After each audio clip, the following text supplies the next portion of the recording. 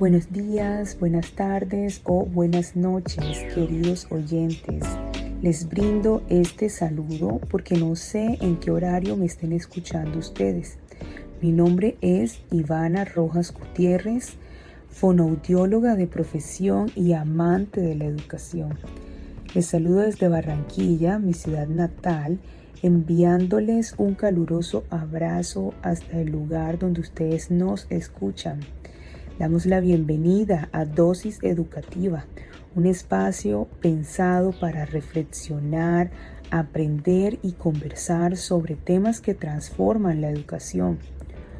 Hoy, en nuestra dosis educativa, queremos indagar sobre los avances en las transformaciones que ha venido teniendo la educación en Iberoamérica, especialmente en Colombia, y cómo ésta ha estado influenciada por distintos pensamientos y modelos a lo largo del tiempo.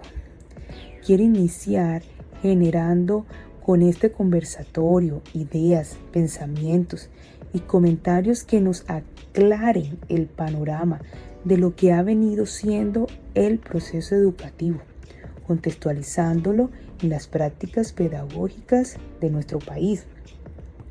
Para dialogar sobre este tema tan interesante, me acompañan tres invitadas muy especiales.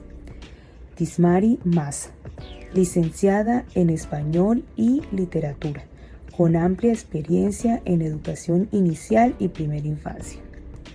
Nora Manjarrés, licenciada en Educación Básica, con énfasis en lengua castellana, con experiencia en educación preescolar.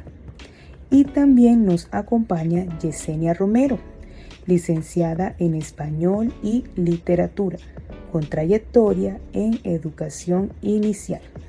Bienvenidas a este espacio. Dismari, iniciemos contigo desde tu perspectiva. ¿Cómo han sido los cambios que ha tenido la educación a lo largo del tiempo? Muchas gracias, Ivana, por la invitación a tu programa. Qué interesante es compartir desde mi experiencia como docente esos cambios significativos que ha tenido la educación a lo largo del tiempo y que muchos han sido positivos. Para ver estos cambios es importante remitirnos a Gabriela Ochenbach, quien analiza la génesis y el desarrollo de los sistemas educativos en Iberoamérica.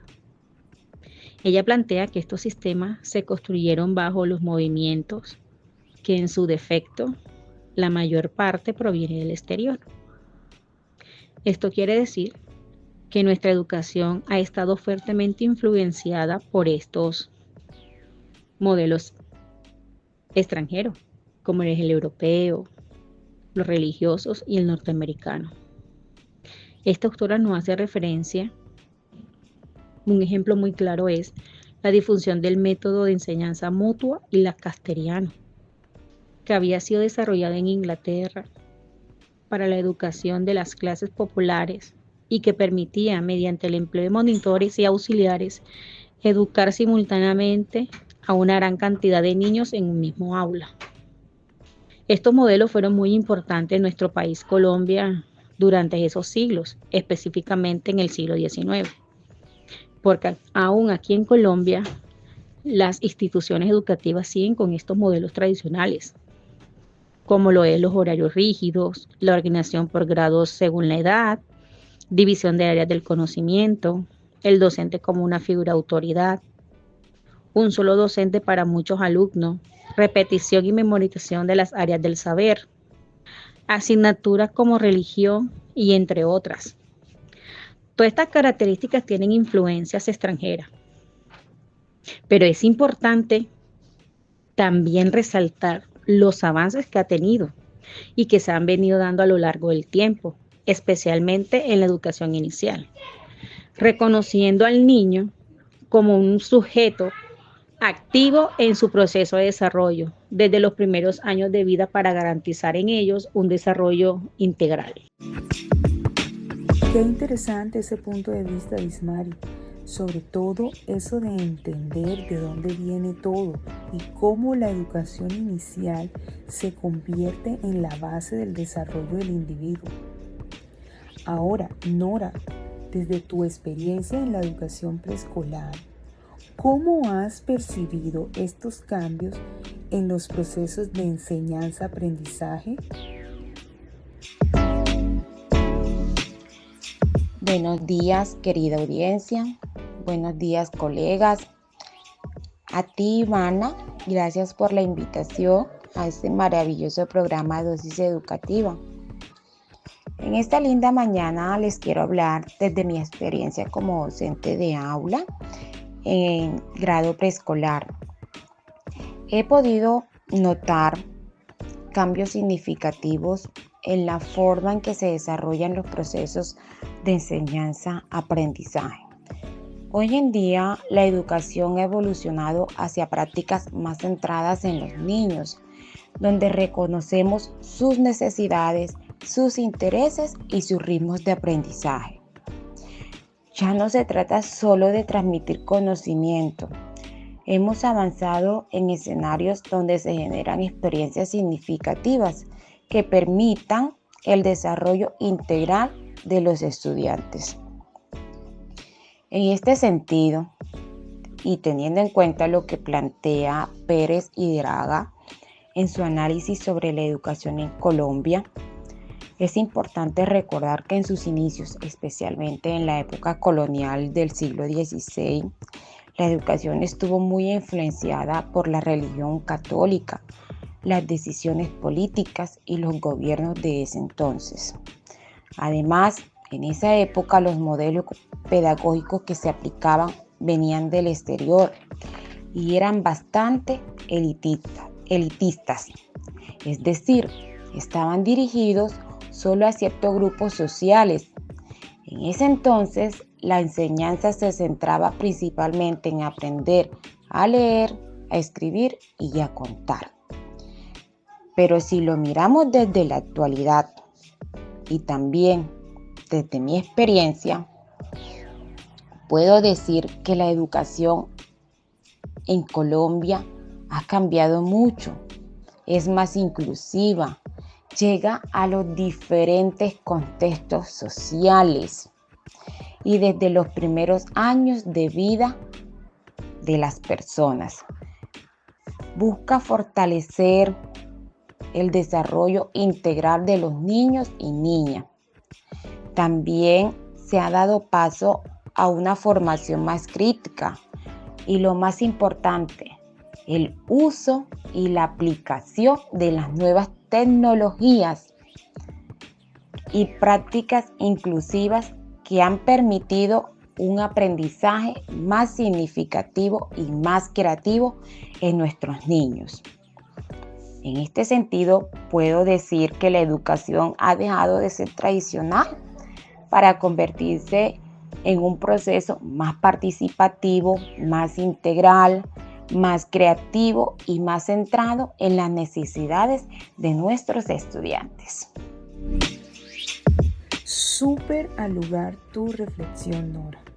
La educación sigue en constante transformación.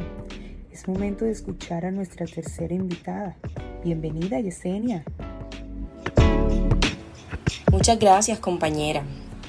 Bueno, considerando las apreciaciones dadas por mis colegas, pienso que nuestra práctica pedagógica desde la educación inicial y la primera infancia, por supuesto, se ha venido construyendo sobre bases en las que se tienen en cuenta las realidades sociales, los contextos, los resultados y progresos de una educación que por mucho tiempo ha estado condicionada por aportes externos y desconectados de la realidad de los educandos.